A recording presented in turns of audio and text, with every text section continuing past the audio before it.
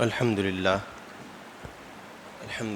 وحدہ والصلاة والسلام علی من لا نبی بعدہ اما بعد فاعوذ باللہ من الشیطان الرجیم بسم اللہ الرحمن الرحیم رب اشرح لی صدری ویسر لی امری واحلل عقدۃ من لسانی یفقہوا قولی صدق اللہ خالقنا العظیم وصدق رسولہ النبی الکریم ونحن علی ذلک لمن الشاہدین والشاکرین والحمد للہ رب العالمین۔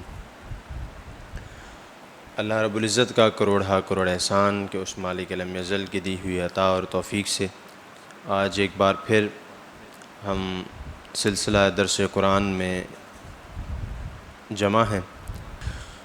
سورۃ البقرہ کی ابتدائی آیات کے اندر ہم ذکر کر چکے ہیں کہ ابتدائی طور پر مسلمانوں کو مخاطب کیا گیا، ایمان والوں کو مخاطب کیا گیا، منافقین کو مخاطب کیا گیا، اور پھر اس کے بعد تذکرہ شروع ہوا بنی اسرائیل کا۔ اور سورۃ البقرہ کے اندر تقریباً کوئی ابتدائی 5 رکوع کے بعد اور آخری 2 رکوع کے علاوہ باقی تمام جو رکوعات ہیں یہ تمام کے تمام مخاطب ہیں بنی اسرائیل سے۔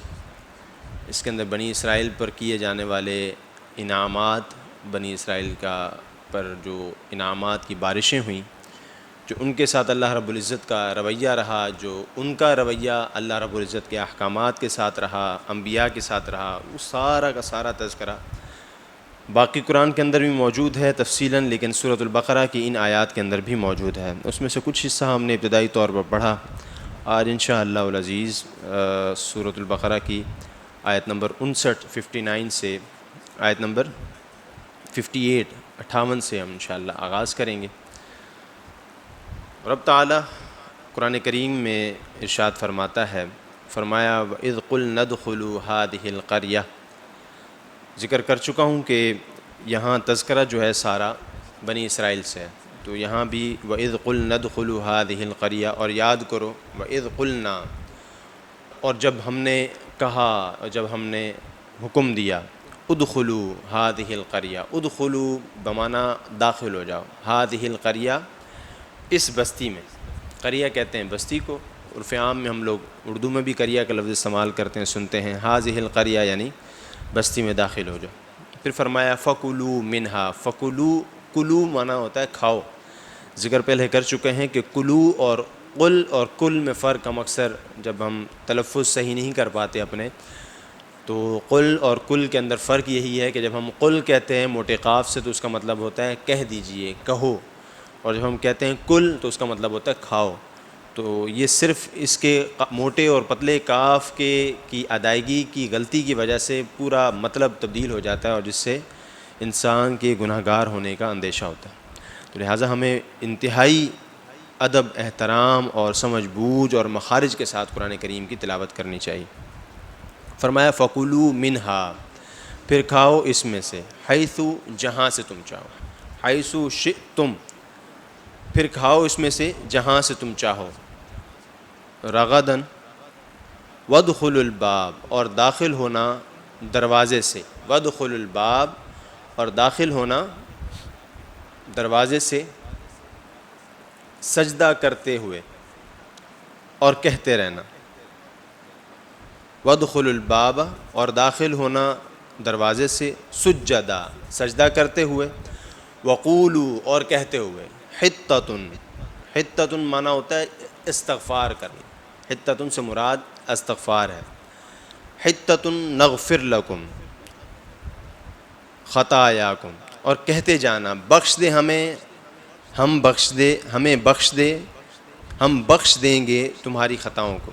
یعنی لفظی ترجمہ کے بعد ہم اس کی اگر روانی کے ساتھ ترجمہ کریں تو وادخلوا الباب سجدا وقولوا حطۃ نغفر لکم خطایاکم، کہ اللہ رب العزت کہہ رہا ہے اور داخل ہو جاؤ باب سے، دروازے سے داخل ہونا، کس طرح داخل ہونا ہے؟ سجدہ کرتے ہوئے داخل ہونا ہے، اور حطۃ استغفار کرتے ہوئے داخل ہونا ہے، نغفر لکم یہ کہتے ہوئے کہ اے رب باری تعالی ہماری بخشش کر دے، تو رب تعالیٰ فرما رہا ہے ہم تمہیں بخش دیں۔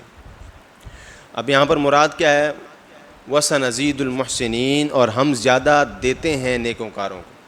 مراد یہاں پر یہ ہے کہ اللہ رب العزت نے بے شمار نعمتیں بنی اسرائیل پر نازل فرمائی. اس میں سے ایک بڑی نعمت کا ہم تذکرہ کر لیتے ہیں جو فرعون کی دربار کے اندر، جو حضرت موسیٰ علیہ السلام اپنی قوم کو اس ظالم کے شہر سے لے کر نکلتے ہیں، اور پھر دریا کے اندر راستے بن جانا، پھر دریا سے اس ظلم سے نکل جانا، اور پھر فرعون کا اس کے اندر غرق ہو جانا، پھر اس کے بعد من و سلویٰ کا نازل ہونا. اس کے بارے میں بھی ہم ذکر پڑھ چکے ہیں کہ من و سلویٰ سے کیا مراد ہے، آسمان سے دسترخوان اترنا، یا پھر من و سلویٰ سے یہ مراد ہے کہ جس زمین پر وہ تھے وہاں پر یہ ہوتا تھا کہ پودوں پر رات کی شبنم پڑتی تھی تو پودوں کے اوپر ایک چھوٹا سا وہ شبنم جم جاتی تھی جو وہ کھانے کی کوئی چیز بن جاتی. یعنی وہ جو شبنم جمتی تھی، وہ جمی ہوئی چیز کو جب وہ اٹھا کر کھاتے تھے تو وہ ایک مٹھاس اور بڑی خوبصورت سی چیز بن جاتی تھی. اسی طرح سلویٰ کہتے ہیں بٹیر کو. سلویٰ کسے کہتے ہیں؟ بٹیر کو. تو وہ بٹیر بھی عمومی طور پر عام ان کو ملتے تھے، اس کے لیے ان کو کوئی محنت نہیں کرنی پڑتی تھی، پکڑنے بہت کثرت کے تعداد میں ہوتے تو وہ ان کو پکڑتے تھے اور ان کو حلال کر کے ان کو پکا کر کھاتے تھے. تو یہ تھا من و سلویٰ جو اللہ رب العزت نے ان کے لیے نازل کیا ہوا.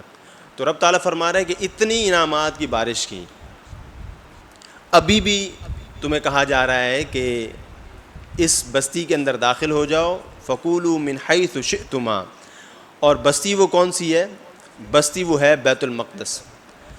ایک روایت میں ہے بیت المقدس، اور دوسری روایت میں بیت المقدس کے قریب ایک بستی ہے جس کے اندر یہ سارے خزانے موجود تھے. اور بیت المقدس کا وہ دروازہ تھا جس میں سے داخل ہونے کا حکم دیا جا رہا ہے، اور فرمایا جا رہا تھا کہ داخل اس انداز سے ہونا کہ کہیں تم اتنی انعامات کی وجہ سے، ان اللہ رب العزت کی کرم نوازیوں کی وجہ سے اکڑ میں نہ آ جاؤ، غرور میں نہ آ جانا، تکبر میں نہ آ جانا، بلکہ کیا کرتے ہوئے داخل ہو جاؤ؟ سجدہ، سجدہ کرتے ہوئے داخل ہونا، اپنی گردن کو جھکاتے ہوئے داخل ہونا. وَقُولُوا حِطَّةٌ. اور یہ بھی کہتے رہنا کہ رب تعالی ہمیں بخش دے، رب تعالی ہمیں بخش دے، اور جب تم بخشش مانگو گے تو ہم تمہیں بخش دیں گے. پھر فرمایا وَسَنَزِيدُ الْمُحْسِنِينَ. ہم زیادہ دیتے ہیں نیکوکاروں کو. یعنی اگر تم اس نعمت پر شکرانے کے طور پر سجدہ ادا کرتے ہوئے، جھکتے ہوئے اس مبارک بستی کے اندر، مبارک گھر کے اندر داخل ہو جاؤ گے تو اللہ رب العزت کیا کرے گا؟ تمہیں بخش دے گا اور تمہارے اس نعمت کے اندر اضافہ فرما دے گا. اب یہاں پر مراد یہ ہے کہ بسا اوقات انسان سمجھتا ہے کہ جب انعامات کی بارش ہو رہی ہے، آسانیاں پیدا ہو رہی ہیں، مشکلات ہیں نہیں، جو کام کرتے ہیں سیدھا ہو رہا ہے، انسان سمجھتا ہے کہ صاحب اللہ راضی ہے، بہت سب بہترین چل رہا ہے، اللہ پاک راضی ہے تبھی تو یہ سب کچھ آسانی سے چل رہا ہے. تو اللہ پاک راضی ہے، لیکن اللہ پاک کی رضا اس بات میں ہے کہ اس کے آگے ہر وقت عجز و انکساری کا اظہار بھی کرتا رہے انسان. یعنی یہ کہیں پر نہیں ہے کہ جب اللہ رب العزت کی نعمتوں کا نزول ہونا شروع ہو جائے تو پھر اللہ رب العزت کو انسان بھول جائے، بلکہ اللہ رب العزت کی نعمتیں حاصل ہو رہی ہیں تب بھی عجز و انکساری کا پیکر بنتا رہے. اور کبھی آزمائش کا وقت آئے تو اس وقت کیا کرنا ہے؟ آزمائش کا وقت معنی میں اللہ کے ساتھ راضی ہونے والا معاملہ کیا ہے؟ تو فرمایا گیا کہ اللہ کی رضا یہ ہے، اللہ کے ساتھ راضی ہونا یہ ہے کہ جس حال میں بھی ہو اس حال میں اللہ کے ساتھ راضی ہو. جس حال میں اللہ نے جس حال میں رکھا ہے اللہ کے ساتھ راضی ہو. وہ کیا ہے؟ شکر ادا کرنا. یا اللہ تعالیٰ تیرا ہر حال میں شکر ہے، ہر حال میں ہم تجھ سے راضی ہیں، ہر حال میں تیری رضا میں ہم راضی ہیں. یعنی میرے ساتھ جو بھی معاملہ ہوگا نا بحیثیت مسلمان، تو میرا ایمان اور یہ عقیدہ ہے نا کہ میرے ساتھ جو بھی معاملہ ہوگا میرے رب تعالیٰ کی طرف سے ہوگا. جو بھی ہے، جیسا بھی ہے، آزمائش میں ہوں، میں بحیثیت مسلمان اس بات کو سمجھتا ہوں کہ اگر میرے پر مشکلات ہیں تو دو سبب ہو سکتے ہیں، یا تو میں آزمائش میں ہوں یا میرے گناہوں کا سبب ہے. تو اگر مجھے لگتا ہے کہ میرے گناہوں کا سبب ہے تو پھر تو مجھے استغفار کرنا چاہیے، اور مجھے لگتا ہے کہ نہیں میں نیکوکار ہوں اور میں گناہ گار نہیں ہوں اور میرے ساتھ معاملہ آزمائش کا ہو سکتا ہے. تو جہاں تک گناہ گار نہ ہونے کا معاملہ ہے تو آقا کریم علیہ الصلوۃ والسلام جو ہر قسم کے گناہوں سے پاک، معصوم عن الخطا، ہر قسم کے گناہوں سے پاک ہیں. میرے مصطفیٰ کریم علیہ الصلوۃ والسلام 70 مرتبہ ڈیلی استغفار کر روزانہ کی بنیاد پر. تو یہ تو کوئی سوچ ہی نہیں سکتا نا کہ میرے گناہ تو نہیں ہے لہٰذا میں پھر شاید اللہ کی طرف سے آزمائش میں ہوں. اللہ رب العزت کی بارگاہ میں ہر لمحہ عجز و انکساری کے ساتھ پیش آنا ہے، استغفار کرتے رہنا. تو پتہ کیا چلا کہ اللہ رب العزت کی انعامات جب نازل ہو رہی ہوں، آسانیاں پیدا ہو رہی ہوں، مشکلات دور ہو رہی ہوں، سامنے آتی ہوئی نظر آ رہی ہیں کہ یہ مشکلات آ سکتی تھی مجھ پر لیکن نہیں آئی، تو رب تعالیٰ کی بارگاہ میں سجدہ ریز ہو جانا چاہیے. اس کی بارگاہ میں سجدہ ریز ہو جانا چاہیے۔ اس آیت مبارکہ کے بعد فرمایا فبدل الذین ظلموا، کیونکہ ذکر ہم تذکرہ کر رہے ہیں بنی اسرائیل کا، فرمایا فبدل الذین ظلموا، پس بدل ڈالا، فبدل الذین ظلموا، پس بدل ڈالا کن لوگوں نے؟ ظالموں نے، ظلموا قولا غیر الذی، وہ بات جو ان کو کہی گئی تھی کہ حتتن کہتے ہوئے داخل ہونا، اس کے برخلاف کر کے۔ اللہ اکبر۔ قیل لہم فانزلنا، کہا گیا تھا انہیں اس کے برخلاف کر کے جو انہیں کہا گیا تھا، فانزلنا علی الذین ظلموا، تو ہم نے اتارا ان ستم پیشہ لوگوں پر، رجزا من السماء، عذاب اتارا آسمان سے، بما کانوا یفسقون، بوجہ اس کے کہ وہ نافرمانی کرتے تھے۔ یعنی جب انہوں نے ان کو حکم دیا گیا کہ ایسے حتتن کہتے ہوئے اور سجدہ کرتے ہوئے داخل ہونا، تو انہوں نے کیا کیا؟ اس کے برخلاف کیا۔ فبدل الذین ظلموا، ظلم کیا کیا؟ برخلاف اس کے کیا جو ان کو حکم دیا گیا۔ پھر اللہ رب العزت نے کیا کیا؟ ان پر طاعون کا عذاب نازل فرمایا۔ یہاں ہے رجزا، فانزلنا علی الذین ظلموا رجزا من السماء بما كانوا یفسقون، ان پر عذاب نازل کیا۔ اس عذاب سے مراد جو مفسرین نے لکھا کہ عذاب ان پر نازل ہوا طاعون کا عذاب۔ طاعون کے عذاب سے مراد یہ ہے کہ ایک بیماری نازل ہوئی ہے جس سے انسان کوہڑ کا شکار ہو جاتا ہے، تو وہ ان پر عذاب نازل کیا گیا۔ اور ساتھ یہ فرمایا گیا کہ ایسے ہی عذاب نازل نہیں فرمایا، یعنی بے وجہ عذاب نازل نہیں فرمایا، بما كانوا یفسقون، کیونکہ وہ نافرمانی کرتے تھے۔ اگر وہ نافرمانی نہیں کرتے تو پھر ان پر عذاب نازل نہیں ہوتا۔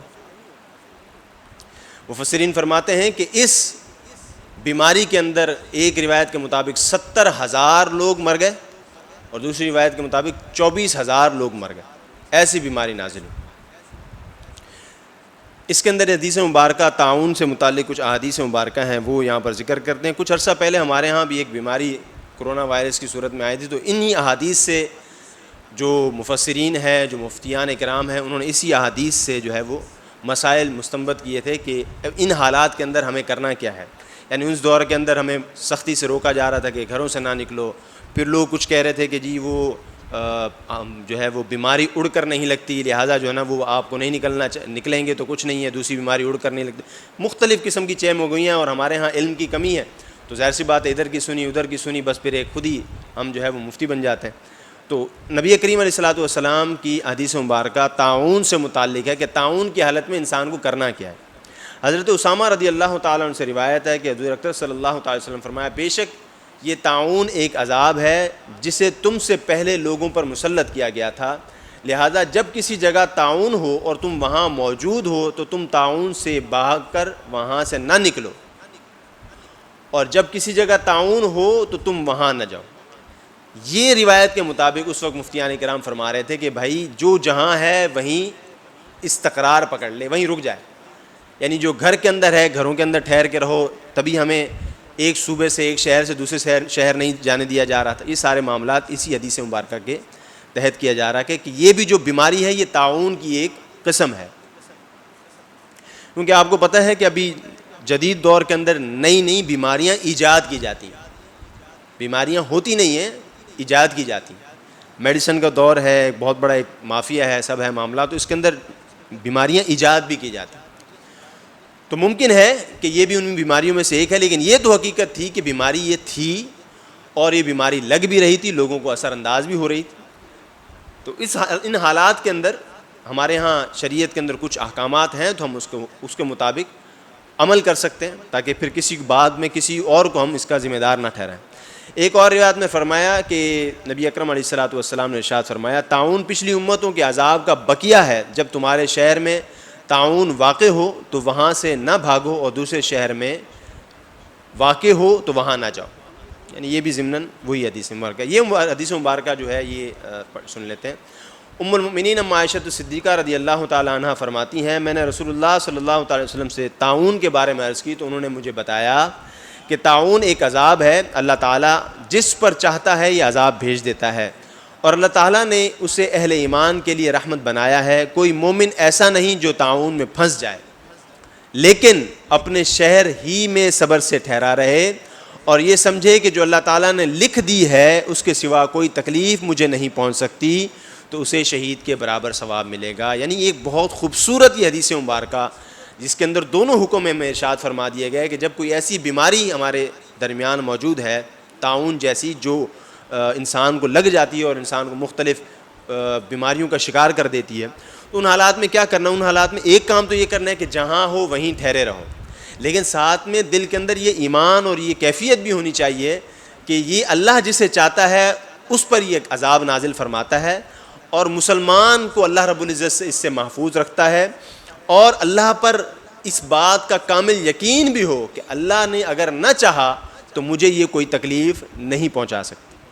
ٹھیک ہے، اور اللہ کا کرم کہ ہم نے دیکھا کہ اگر تو یہ سچ تھا جو بھی تھا ہمارے درمیان جو ہوا، تو ہم نے دیکھا کہ مختلف ممالک کے اندر بڑی عجیب سی کیفیت ہے، لاکھوں لوگ مرے جا رہے ہیں اور کھڑے کھڑے گر رہے ہیں، مر رہے ہیں، اور ان کو جو ہے نا وہ اجتماعی قبروں میں ڈالا جا رہا ہے، ٹرکوں کے ذریعے انڈیل کے ان کو کچروں میں پھینکا جا رہا ہے۔ بڑی ایک عجیب سی کیفیت تھی جو ہمیں ویڈیوز میں دیکھنے کو مل رہا تھا، اور جو شور و غوغا تھا ایک بڑا، ہر جگہ کی، یورپ کیا تو افریقہ کیا تو ہر جگہ کی ویڈیوز آ رہی تھیں۔ لیکن ہم نے دیکھا کہ آپ اور میں اسی پاکستان کے اندر بسے رہے، بظاہر کچھ دکھانے کے لیے شاید کچھ تھوڑے بہت کیسز ہمیں بھی سننے کو ملے، لیکن الحمدللہ اللہ رب العزت نے مسلمانوں کو اس سے بہت خوبصورت انداز سے بچا کے رکھا۔ ہم نے یہاں پر ایسے کوئی معاملات، واقعات ہوتے نہیں دیکھے، حالانکہ اگر دیکھیں تو صفائی ستھرائی کا نظام شاید ہمارے ہاں کم ہے، ان کے ہاں زیادہ ہے۔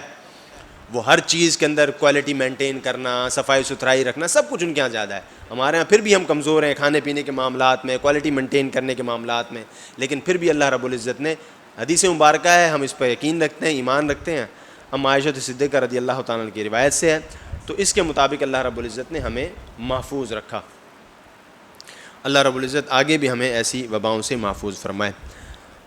آگے اللہ رب العزت فرما رہا ہے ایک اور آیت مبارکہ کے اندر، یہ حضرت موسیٰ علیہ السلام کا وہی تذکرہ چل رہا ہے، اور پھر رب تعالیٰ فرما رہا ہے، بار بار ان کو یاد دہانی کروا رہا ہے کہ پھر یاد کرو تم نے پہلے کیا کیا، پھر یاد کرو تم نے پہلے کیا کیا، تمہارے ساتھ ہم نے کیا کیا۔ اسی طرح یہ ایک اور آیت میں فرمایا وَإِذِ اسْتَسْقَىٰ مُوسَىٰ، اور یاد کرو جب پانی کی دعا مانگی موسیٰ نے، لِقَوْمِهِ، اپنی قوم کے لیے،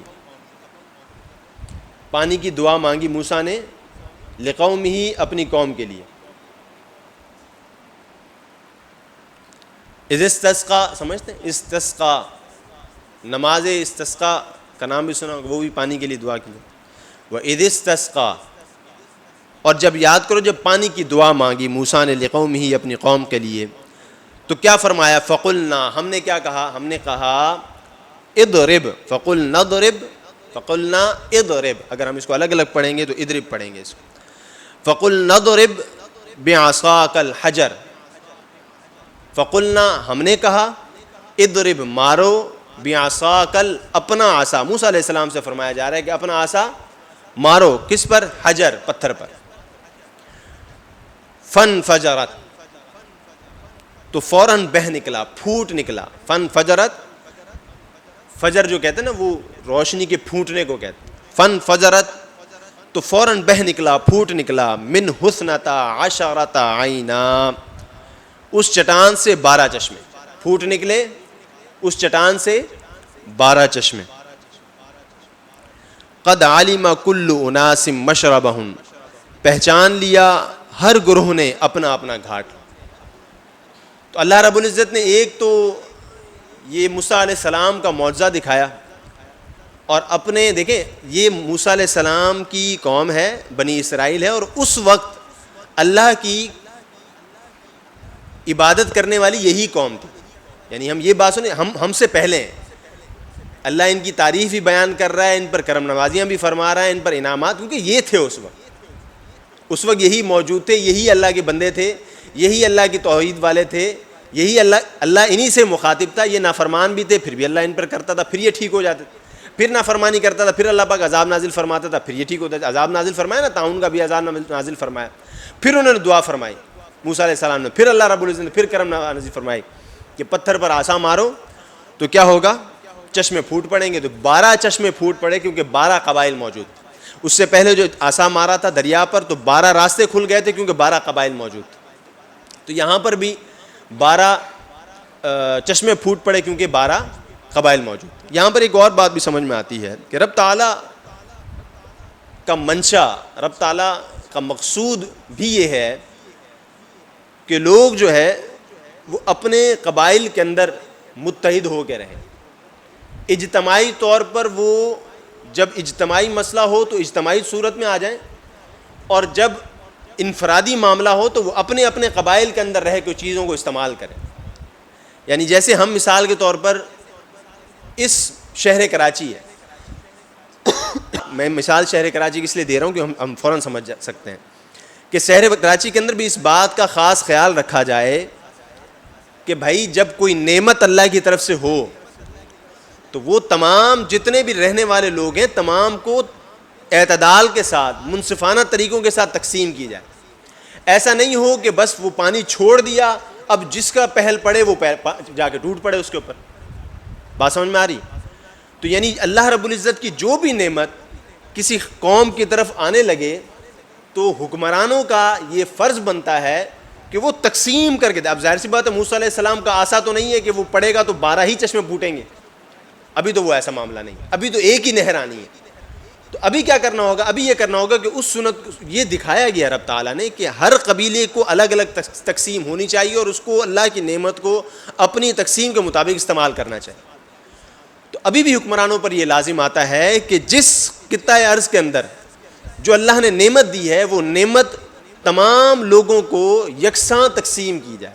یکساں تقسیم کرنے کا مطلب یہ ہوگا کہ تمام لوگوں کی ضروریات کے مطابق تقسیم کی جائے. ٹھیک ہے؟ تو اللہ رب العزت نے یہاں پر یہ معجزہ موسیٰ علیہ السلام کے عصا مبارک سے دکھایا کہ عصا مبارک پتھر پر پڑتا ہے تو کیا ہوتا ہے؟ 12 چشمے پھوٹ پڑتے ہیں. سبحان اللہ کہ پتھر پر موسیٰ علیہ السلام کا عصا پڑے تو پتھر سے چشمے پھوٹ پڑے. اس سے ایک بات تو یہ ثابت ہوئی کہ اللہ رب العزت کی قدرت ہے کہ وہ اپنے انبیاء سے معجزانہ طور پر ایسی ما فوق الفطرت کوئی کام کروا دے.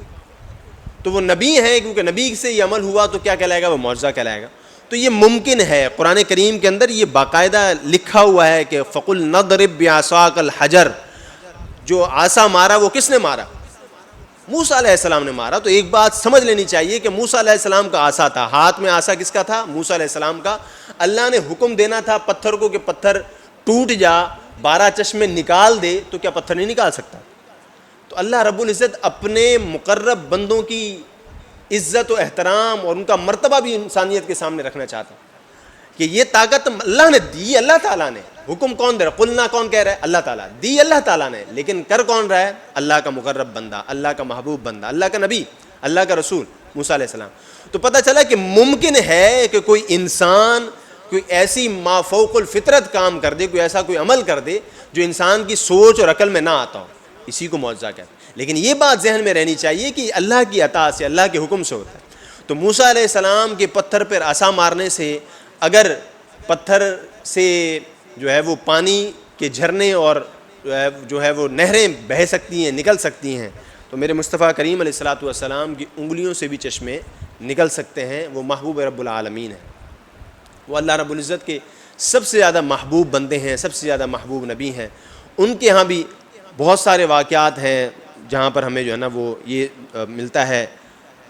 غزوہ خندق کے موقع پر صحابہ کرام رضوان اللہ تعالیٰ علیہم اجمعین آقا کریم علیہ الصلوۃ والسلام کی جو ہے وہ بارگاہ میں حاضر ہوتے ہیں اور فرماتے ہیں یا رسول اللہ صلی اللہ تعالیٰ علیہ وسلم کہ یہ جو چھوٹا سا مشکیزہ آپ کے ہاتھ مبارک کے اندر ہے اور آپ اس سے وضو فرما رہے ہیں، یہی ہے ہمارے پاس کل پانی کہ جس سے ہم سب نے پیاس بھی بجھانی اور وضو بھی کرنا ہے. تو آقا کریم علیہ السلام نے اپنے ہاتھ مبارک اس مشکیزے کے اندر ڈالے تو وہ مشکیزے سے پانی بہنے لگا اور اتنا بہا کہ جتنی بھی مسلمانوں کی جماعت تھی وہ ساری کی ساری وہاں سے سیراب ہوئی، وضو کیا. تو صحابہ نے عرض کی کہ ان صحابہ سے کہ یہ کتنے لوگ تھے، آپ لوگ کتنے لوگ تھے؟ تو کہنے لگے کہ اگر اس وقت ہم 1,00,000 لوگ ہوتے نا تو بھی سیراب ہو جاتے، لیکن اس وقت 1500 لوگ تھے.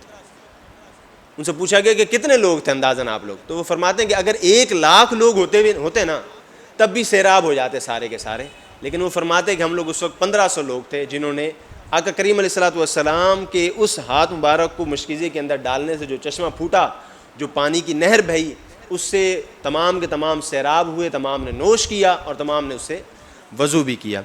تو ممکن ہے اللہ کی رب العزت کے محبوب بندوں کے ہاں ممکن ہے، کیونکہ اللہ نے ان کو یہ طاقت اور قدرت عطا فرمائی۔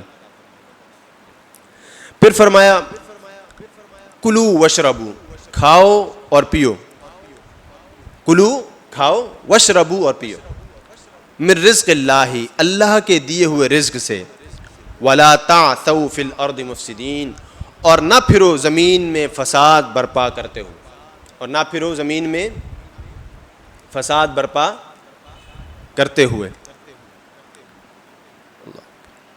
اس کے بعد آیت مبارکہ میں فرما رہا ہے رب تعالیٰ وَإِذْ قُلْتُمْ يَا مُوسَىٰ، اور جب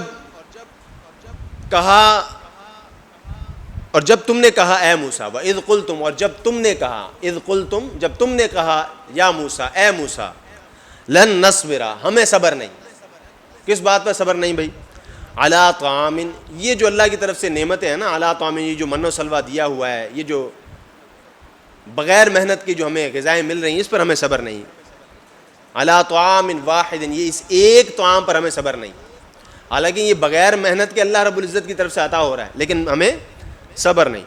فادع لنا، بس آپ دعا کیجیے، فادع لنا، آپ ہمارے لیے دعا کیجیے۔ کیا دعا کیجیے؟ ربک، اپنے رب سے، یخرج لنا، کہ وہ نکالے، زمین سے اگائے۔ کیا اگائے؟ مما تنبت الارض، ہمارے لیے زمین سے اگائے، من بقلیہا، ساگ، وقثائیہا، اور ککڑی، وفومیہا، اور گیہوں، وعدسیہا، اور مسور، وبصلیہا، اور پیاز۔ اب ایسے کوئی کم عقل تھے کہ منو سلوہ کھا رہے ہیں، بٹیر کھا رہے ہیں، اور کہہ رہے ہیں کہ اس ایک پر نا ہمیں صبر نہیں ہے۔ اللہ کی بارگاہ میں دعا کیجیے، اور مانگا کیا؟ بقل، ساگ، قصہ کہتے ہیں ککڑی کو، فومیہا، زمین سے نکلنے والی فوم یعنی گیہوں، وعدسیہ، اور دال مسور، یہ دال مسور ان کی ڈیمانڈ تھی، وبصلیہ، اور پیاز۔ یعنی عجیب قسم کے لوگ تھے کہ بھائی اتنا نعمتیں ملنے کے بعد وہ مانگا بھی تو کیا مانگا؟ یہ سبزیاں مانگی۔ قال اتستبدلون الذی، موسیٰ علیہ السلام نے کہا کیا تم لینا چاہتے ہو وہ چیز، ہوا ادنا، جو حقیر ہے، بالذی ہوا خیر، اس سے جو تمہارے پاس پہلے سے موجود ہے۔ مطلب موسیٰ علیہ السلام نے بھی ان سے یہی کہا کہ بھائی تم اس چیز کی ڈیمانڈ کر رہے ہو کہ جو ادنا ہے اس سے جو تمہارے پاس پہلے سے موجود ہے۔ اہبطوا، چلو ٹھیک ہے جا رہو، اہبطوا مصرن، جا کے مصر میں رہو۔ یہاں مصر سے مراد یا تو شہر مصر ہے یا پھر ایسے ہی کوئی شہر، فرمایا گیا کہ فلاں شہر کے اندر جا کے رہو۔ فإن لکم ما سألتم، تمہیں مل جائے گا تو جو تم نے مانگا ہے، لہٰذا اب تم جاؤ اس شہر میں جا کے رہو، وہاں تمہیں مل جائے گا جو تم نے مانگا ہے۔ وضربت علیہم الذلہ، ضربت کہتے ہیں مسلط کر دینا، مار دینا، ضربت علیہم الذلہ، اور پھر اللہ رب العزت ان پر ذلت مسلط کرے، غربت مسلط کرے، والمسکنہ، اور غربت مسلط کرے۔ یعنی وہ خود اپنے ہاتھوں سے عیش و عشرت کے ساتھ رہ رہے تھے، من و سلوہ کھا رہے تھے، اللہ کی نعمتیں کھا رہے تھے، لیکن ڈیمانڈ غلط کی تو اللہ نے فرمایا ٹھیک ہے جاؤ اس شہر میں، تمہیں مل جائے گا جو تمہارا مطالبہ ہے۔ اور پھر اللہ رب العزت نے ان پر کیا کیا؟ ذلت مسلط کر دی اور غربت مسلط کر دی۔ وباءوا بغضب من اللہ، اور مستحق ہو گئے غضب الہی کے، اللہ کے عذاب کے مستحق ہو۔ ذالک بانہم کانوا یکفرون بآیات اللہ، یہ سب کچھ اس وجہ سے تھا کہ وہ انکار کرتے رہتے تھے اللہ کی آیتوں۔ یعنی اللہ رب العزت محبت فرما رہا ہے، نعمتیں دے رہا ہے، حکم فرما رہا ہے، یہ کرو یہ کرو، وہ بار بار ہر چیز کی مخالفت کرتے آ رہے ہیں، ہر چیز کی مخالفت کرتے آ رہے ہیں۔ لہٰذا اللہ رب العزت نے اس مخالفت کی وجہ سے، اس نافرمانی کی وجہ سے اللہ رب العزت نے کیا ان پر عذاب نازل کیا۔ کیا عذاب نازل کیا؟ غربت کا اور ذلت کا۔ تو آپ کو بھی یہ بات علم، تاریخ جب ہم اٹھا کے پڑھتے ہیں تو یہود کی جو تاریخ رہی ہے نا، وہ ہمیشہ ذلت و رسوائی والی تاریخ رہی ہے، یہ کوئی عزت والی تاریخ ان کی نہیں رہی۔ بہت کم تعداد میں تھے، اور ان کے ہاں جو تھوڑی بہت عزت و احترام یا جو تھوڑا بہت امیری ان کو نصیب تھی نا، وہ چند لوگوں کی تھی، اکثریت ان کی عوام غربت والی تھی، اور یہ ہمیشہ ان کے ساتھ معاملہ رہا۔ آخری اگر صرف ہم اٹھا کے پڑھیں تو یعنی آپ کو اگر ہٹلر والا دور یاد ہو تو ہٹلر والے دور میں یہ چند بچ گئے تھے، اور یہ پوری دنیا کے اندر چند بچے تھے جو ذلیل و خوار ہوتے ہوئے یورپ کی نشاندہی پہ، یورپ کی نگرانی میں یہ فلسطین کے وہاں پر جا کے ان کو رہنے کی جگہ دی گئی تھی بھیک مانگ کر، یعنی ان کو خیرات میں جگہ دی گئی تھی۔ یہ تاریخ میں موجود ہے، کوئی نئی بات نہیں کر رہا ہوں، تاریخ میں موجود ہے کہ فلسطین کی جگہ پر، فلسطین کے اس علاقے کے اندر ان کو خیرات میں یہ جگہ دی گئی تھی کہ لٹے پھٹے آئے ہیں تو چلو ان کو تھوڑی سی جگہ رہنے کے لیے دے دیجیے۔ تو یہاں یہ کچھ ان کی تاریخ ہے۔ آج تک بھی یہی معاملہ ہے کہ یہ بہت کم تعداد میں ہیں، چند ان کے امیر لوگ ہیں جن کی وجہ سے یہ اپنے معاملات مسلط کرتے ہیں۔ اگر جو ان کی پالیسی ہے کہ مسلمانوں کو اور نصرانیوں کو ڈیوائیڈ کر کے، ان کو توڑ کے، ان کو آپس میں لڑا کر ان پر حکمرانی کرتے رہو، اگر اس عمل کو ہم مسلمان اور نصرانی عیسائی سمجھ جائیں تو پھر ان کی کوئی حیثیت، کوئی وقت نہ رہے پوری دنیا کے اندر۔ یعنی آپ دیکھیں جب سوویت یونین کے اندر، رشیا کے اندر جو انقلاب برپا ہوتا ہے، کتنا بڑا رشیا ہے، اس کے اندر یہ کتنے داخل ہوئے ہیں؟ 557 یا 527 کا فگر ہے۔ اتنی سی تعداد کے اندر یہ پیدل، ٹرین اور مختلف ذرائع سے یہ رشیا کے اندر داخل ہوتے ہیں۔ کتنی تعداد؟ تھوڑی سی تعداد، لیکن اتنے شاطر دماغ اور شروع سے اتنے خناس دماغ ہیں، یعنی ایسے ویسے لوگ نہیں ہیں جنہوں نے انبیاء کا قتل کیا ہو بھائی، جو اللہ سے مکالمے کرتے ہوں، جو اللہ سے ڈیمانڈیں کرتے ہوں، جو بار بار جو ہے نا وہ ہر چیز کی نافرمانی کرتے ہوں پھر بھی اتراتے ہوں۔ ابھی تو آگے ایک اور واقعہ بھی آئے گا، ان کے بارے میں ہم پڑھیں گے۔ تو یہ کوئی چھوٹی موٹی چیز نہیں تھی، دماغ ان کا بہت بڑا شیطانیت والا دماغ تھا، اسی لیے یہ آج تک شیطان کا انتظار بھی کر رہے ہیں، دجال کا انتظار کر رہے ہیں۔ شیطانی دماغ ان کا شروع سے، تو بہت کم تعداد میں یہ رشیا میں داخل ہوتے ہیں اور پورا رشیا کے اندر جو ہے نا وہ کارل مارکس کا پورا نظام لے آتے ہیں۔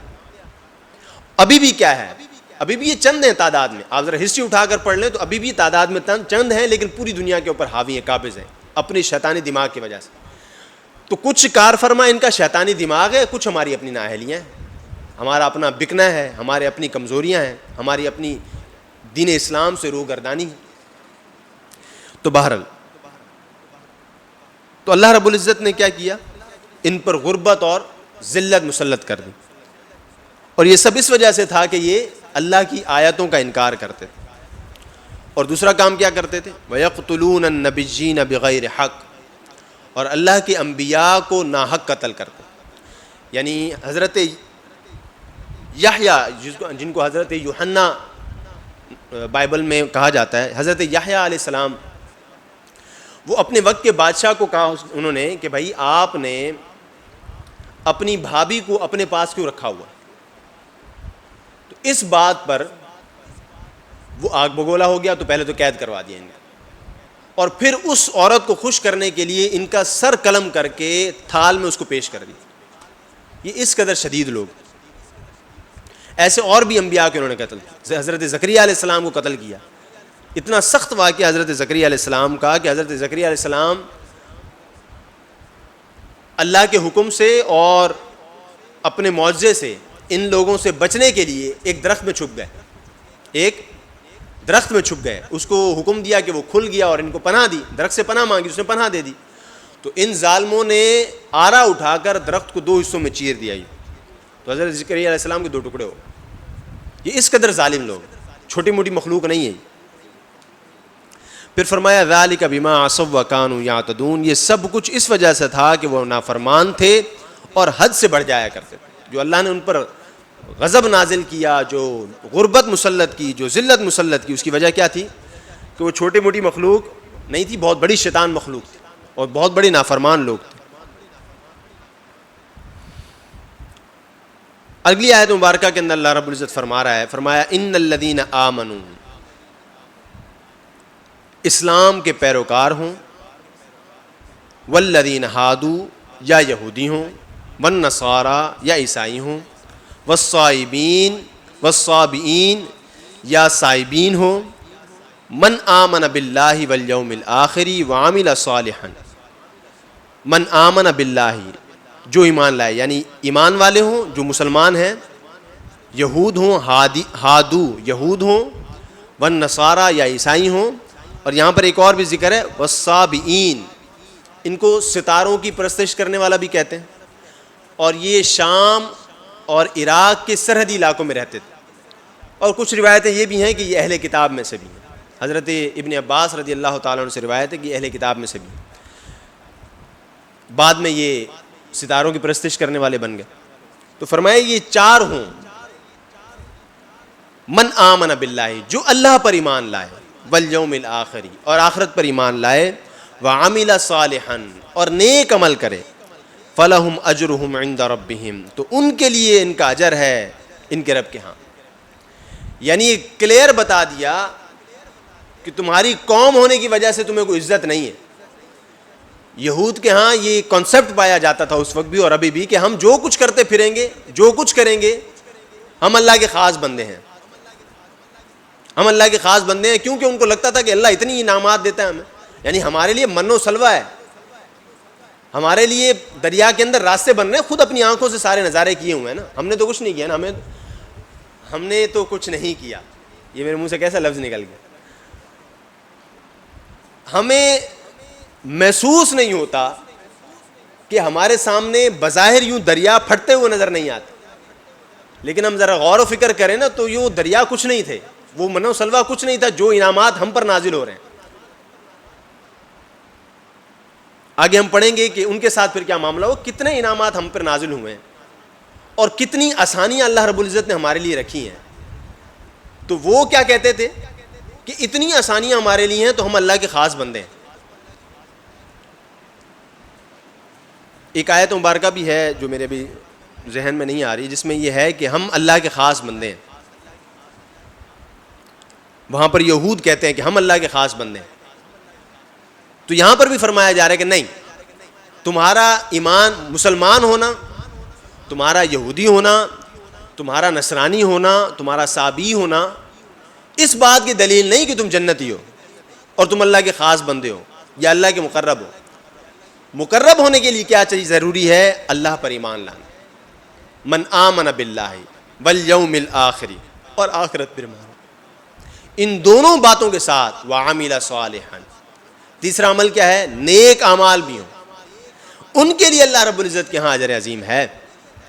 تو پتہ چلا کہ اگر یہود و نصارہ کو رد کیا جا رہا ہے کہ بھائی تم پر جو انعامات ہیں اس پر اتراؤ نہیں، تم پر جو اللہ نے نوازشیں کی ہیں، لاکھوں کی تعداد میں تمہارے اندر اللہ نے انبیاء بھیجے ہیں، تمہیں اللہ نے اپنی قدرت کے جلوے دکھائے ہیں اور عظیم جلوے دکھائے ہیں، اس پر تم اتراؤ نہیں۔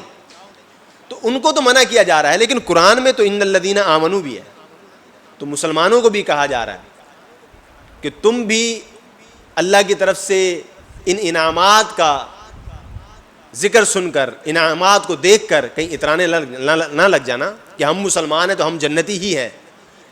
تو جنتی ہونے کے لیے کیا ہے؟ اللہ پر ایمان، یوم آخرت پر ایمان اور نیک اعمال۔ جنتی ہونے کے لیے یہ تین چیزیں چاہیے، صرف مسلمان ہونا کافی نہیں ہے، کیونکہ واضح طور پر قرآن نے فرما دی۔ پھر فرمایا ولا خوف علیہم ولا هم یحزنون، اور نہیں کوئی اندیشہ ان کے لیے، نہ وہ غمگین ہوں گے۔ اگلی آیت مبارکہ میں فرمایا وَإِذْ أَخَذْنَا مِيثَاقَكُمْ، اور یاد کرو جب ہم نے لیا تم سے پختہ وعدہ۔ کیا وعدہ لیا؟ مِيثَاقَكُمْ وَرَفَعْنَا فَوْقَكُمُ الطُّورَ، اور بلند کیا تم پر طور کو۔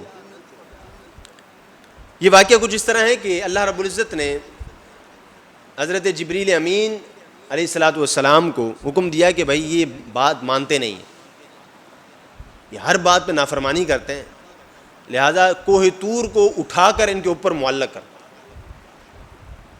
کوہ طور کو اٹھا کر ان کے سروں پر معلق کر دو کہ مانتے ہو کہ نہیں مانتے، مانتے ہو کہ نہیں مانتے۔ تو اللہ رب العزت نے کیا کیا؟ یاد کرو جب ہم نے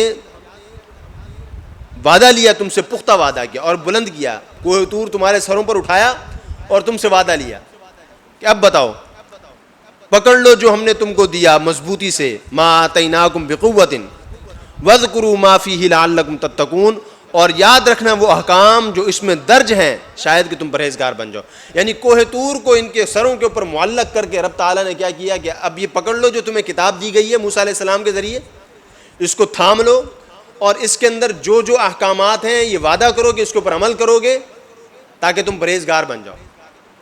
یہ وعدہ لے لیا اللہ رب العزت, اور وعدہ بھی آسانی سے نہیں, کوہ طور پہاڑ اوپر معلق کیا ہے. تو یہاں سے ایک بات ذہن میں آتی کہ کیا زبردستی کسی سے اس طرح ایمان لیا جا سکتا ہے, ایمان قبول کروایا جا سکتا ہے؟ تو یہاں پر اس آیت مبارکہ سے کچھ لوگوں نے یہ اعتراض اٹھایا کہ یہ کیا بات ہوئی, یہ تو زبردستی ہو گئی, تو کیا زبردستی مسلمان بنایا جائے گا؟ تو مراد یہ نہیں.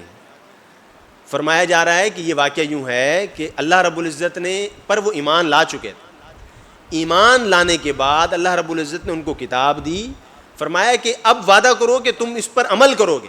تو پتہ چلا کہ ایمان لانے سے پہلے کوئی جبر نہیں, ایمان میں داخل ہونے کے بعد, مسلمان ہونے کے بعد اب اس کے اوپر سختی کی جائے گی کہ بھائی اب اس کے اوپر عمل بھی کرنا ہے. جیسے مثال کے طور پہ کوئی شخص کسی کو, کوئی ریاست کسی کو اپنے ملک کے اندر زبردستی لا نہیں سکتی, لیکن جب وہ آ جائے پھر وہ مستقل رہنے کا دعوے دار بھی بن جائے اور بولے میں رہتا بھی ہوں, میں یہاں کے ساری سہولیات بھی لینے کے لیے تیار ہوں, لیکن جب بولیں کہ جی اس قانون پر عمل کرو, بولے نہیں یہ میں نہیں کرتا, تو ریاست کیا کرے گی؟ ڈنڈے کے زور پر پھر عمل کروائے گی. تو بالکل اس طرح اللہ رب العزت کا قانون ہے کہ اللہ کو ماننے کے لیے جبر نہیں, لیکن جب تم نے اللہ کو مان لیا تو اب یہ ڈرامے بازی نہیں ہوگی کہ کچھ ادھر تو کچھ ادھر, پھر مکمل ہوگا, ادخلوا فی السلم کافہ ہوگا کہ کامل ایمان کے ساتھ اس میں داخل ہونا ہے. اب یہ ڈرامہ نہیں ہے کہ میں جو چیز میری سمجھ میں آتی ہے وہ میں لے لوں اور جو چیز سمجھ میں نہیں آتی وہ چھوڑ دوں. تو یہ نہیں کوئی کہہ سکتا, یا تو اسلام میں داخل نہ ہو, اسلام میں داخل ہے تو پھر اس بات کی شرط ہے کہ تمہیں ہر بات اسلام کی ماننی پڑے گی, اس کے اندر تم اپنی ذہن کے مطابق, اپنی سوچ کے مطابق رد و بدل نہیں کر سکتے. پھر فرمایا ثم تولیتم, پھر موڑ لیا, منہ موڑ لیا انہوں نے. ثم تولیتم من بعد ذلک, پھر موڑ لیا تم نے پختہ وعدہ کرنے کے بعد. اندازہ ہو رہا ہے ہر ایک آیات میں اللہ رب العزت یاد دلا رہا ہے, بار بار یاد دلا, دیکھو تم نے یہ کیا, دیکھو تم نے یہ کیا, پھر وہ منہ موڑ لیتے. فلولا فضل اللہ علیکم, تو اگر تم پر اللہ کا فضل اور اس کی رحمت نہ ہوتی تو تم ضرور نقصان اٹھانے والوں میں سے ہو جاتے, تم ضرور نقصان اٹھانے والوں میں سے ہو جاتے. تو اللہ رب العزت نے پھر پر ان پر رحم و کرم نازل فرمایا کہ آگے ان کا سلسلہ چلا. پھر دوبارہ فرمایا وَلَقَدْ عَلِمْتُمُ الَّذِينَ اعْتَدَوْا, اور تم خوب جانتے ہو, وَلَقَدْ عَلِمْتُمُ الَّذِي, اور تم خوب ان کو جانتے ہو, کن کو؟ نَعْتَدَوْا مِنْكُمْ, جنہوں نے نافرمانی, اعتداء کرنا, نافرمانی کی, روگردانی کرنا, فی السبت کی, سبت کے معاملے. موسیٰ علیہ السلام کے دور میں حضرت موسیٰ علیہ السلام کے دور میں یہود کے لیے یہ حکم تھا کہ یوم السبت, ہفتے کے دن وہ کیا کرتے تھے, ان کے لیے شکار کرنا, تجارت کرنا ممنوع تھا. تو یہ ظالم کیا کرتے تھے, ان میں سے کچھ گروہ یہ کرتا تھا, یہ عمل سارے نہیں کرتے تھے, کچھ گروہ یہ کرتا تھا. یہ جمعہ کے دن کیا کرتے تھے کہ رات کو وہ جو نہر گزر رہی ہوتی نا اس کے قریب ہی گڑھے کھود دیتے تھے. تو مچھلیاں کیا ہوتی تھی, جو مچھلیوں کا شکار کرنا منع تھا ہفتے کو, تو مچھلیاں گڑھے ہونے کی, ڈھلان ہونے کی وجہ سے ادھر آگے پھنس جاتی, اور ہفتے کے دن چھوڑ دیا, اتوار کو جا کے اس کو پکڑ لیتے اور کہتے تھے ہم نے تو ہفتے والے دن شکار تھوڑی کیا, ہم نے تو اتوار کو کیا. تو کیا پتہ, یعنی اللہ کو دھوکہ دینا, اللہ کے ساتھ ہیرا پھیری, ہیلے بہانے. تو حضرت ہارون علیہ السلام نے آ کے جب منع فرمایا تو اس سے وہ پھرے نہیں. یہاں پر ایک بات ہے ویسے کہ یہ ہیلا جو یہود کرتے تھے, یعنی اللہ نے حکم دیا کہ اس دن تم نہ کرنا, تو اس دن سے بچنے کے لیے, اللہ کے حکم کو باطل کرنے کے لیے ایک ہیلا ڈھونڈا. تو جب میں پڑھ رہا تھا تو مجھے اندازہ سوچ میں پڑ گیا کہ مسلمان آج ایسا نہیں کرتا. اللہ کے کسی مختلف احکامات جو حکم اللہ کی طرف سے نازل ہوئے ہیں, ان کو کسی طریقے سے ہم کوشش کر رہے ہوں کہ کوئی ہیلا مل جائے کہ اس سے میں بچ جاؤں. اب میں کبھی کبھار سوچتا ہوں کہ میں بتاؤں نہ بتاؤں, ورنہ یہ عمل ہوتا ہے ہمارے یہاں زکوٰۃ کے معاملے میں. زکوٰۃ پر شرط کیا ہے کہ مال میری ملکیت میں ہو اور اس پر سال گزر جائے. ایسے ہی اب یہ میں صرف اس لیے بتا رہا ہوں کہ یہ عمل ہوتا ہے, اس سے ہم نے بچنا ہے. مسلمان ہیلا کیا کرتے ہیں, مال تو میرے پاس تھا لیکن جو شرط ہے سال گزرنا, سال گزرنے سے پہلے میں نے کسی کو گفٹ کر دیا. سال نہیں گزرا, آزاد ہو گیا زکوٰۃ سے, تو یہ میں اپنے آپ کو تو دھوکہ دے سکتا ہوں, اللہ تو دیکھ رہا ہے نا کہ تو نے کس نیت سے کیا ہے. اسی طرح اور کئی بہانے اور کئی معاملات, یعنی جب ہم نماز ادا کر رہے ہوں تو نماز ادا کرتے ہوئے ہمارے لیے جو آسانیاں ہیں اللہ رب العزت کی جانب سے, تو وہ ہیلا جی میرے لیے مشکل ہے اس طرح پڑھنا نماز, لہٰذا میں اس طرح پڑھ لوں, تو دن کے سارے کام ہو جائیں گے لیکن جب نماز کا ٹائم آئے گا تو بھائی بڑے گھٹنوں میں درد ہے میرے. ہم تصویریں دیکھتے ہیں نا مختلف لوگوں کی کہ جو دنیا کو لوٹنے کے لیے, دنیا کو تہس نہس کرنے کے لیے, ان کی ٹانگیں بھی ٹھیک ہیں, ان کے ہاتھ بھی ٹھیک ہیں, وہ خود بھی صحیح سلامت ہیں, لیکن جیسے وقت نماز آتا ہے اللہ کی بارگاہ میں جھکنا, تو اللہ کی دیکھیں یہ اللہ کا یہ بھی عذاب ہے کہ اللہ کس کو یہ توفیق دے کہ اس کی بارگاہ میں کوئی اپنا ماتھا ٹیکے, سجدہ ریز ہو, اور ان کو نصیب نہیں ہے, ان کے اس وقت گھٹنوں میں درد ہو جاتا. ہم بھی تو یہ ہیلے بہانے کر رہے ہیں, تو ہمارے لیے بھی یہی حکم ہے.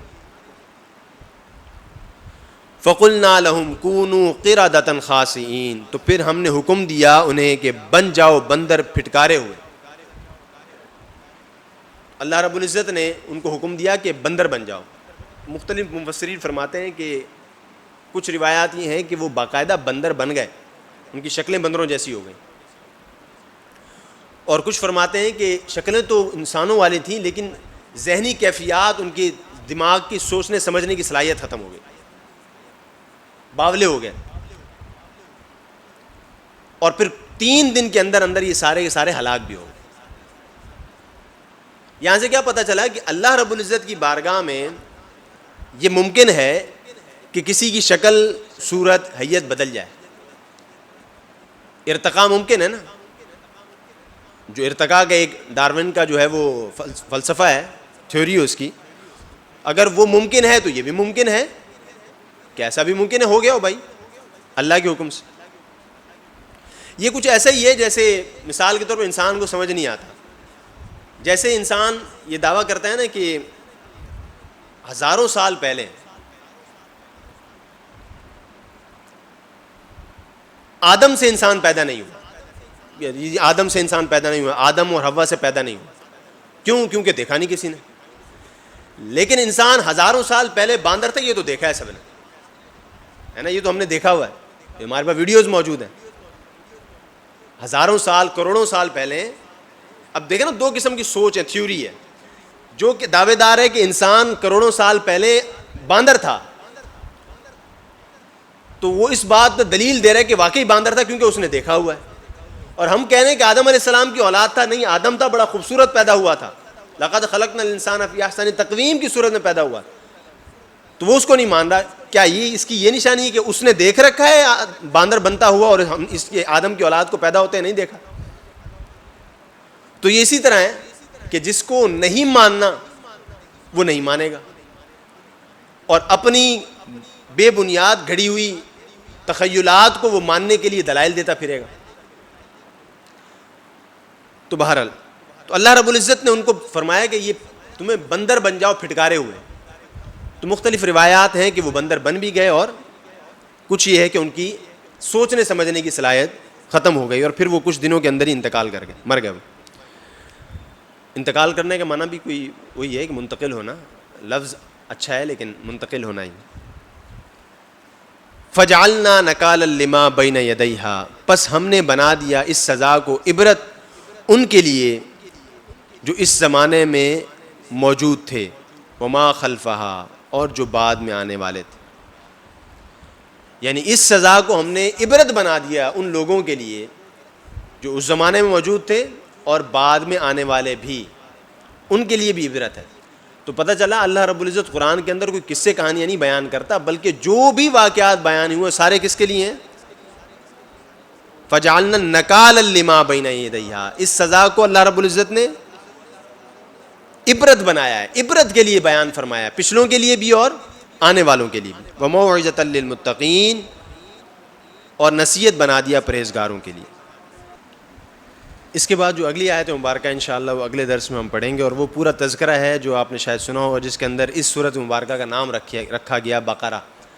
ایک پورا واقعہ ہے کہ ایک گائے، کسی بچے کی گائے تھی اور ایک قتل ہوا تھا، اور اس قتل کے عوض اللہ رب العزت نے فرمایا تھا کہ ایک گائے خریدو اور اس کو ذبح کرو۔ تو یہاں سے آگے وہ آیت مبارکہ وَإِذْ قَالَ مُوسَىٰ لِقَوْمِهِ إِنَّ اللَّهَ يَأْمُرُ، پھر وہ ایک بڑے عجیب سے انداز میں وہ بار بار سوال کرتے ہیں، یا اللہ یہ کیسے ہو، کون سا رنگ ہو، کتنی موٹی ہو، کہاں کی ہو۔ تو یہ بڑے عجیب عجیب قسم کے ان کی روایت کے مطابق، ان کی عادتوں کے مطابق سارے سوالات ہیں۔ تو انشاءاللہ العزیز اگلے درس میں، اگلے ہفتے کو انشاءاللہ بعد نماز مغرب ہم یہ آگے پورا واقعہ اللہ رب العزت کے فرامین کے مطابق پڑھیں گے۔ اللہ رب العزت سے دعا ہے کہ خلاق عالم ہمیں قرآن کریم کے مفاہیم کو صحیح معنوں میں سیکھنے سمجھنے کی توفیق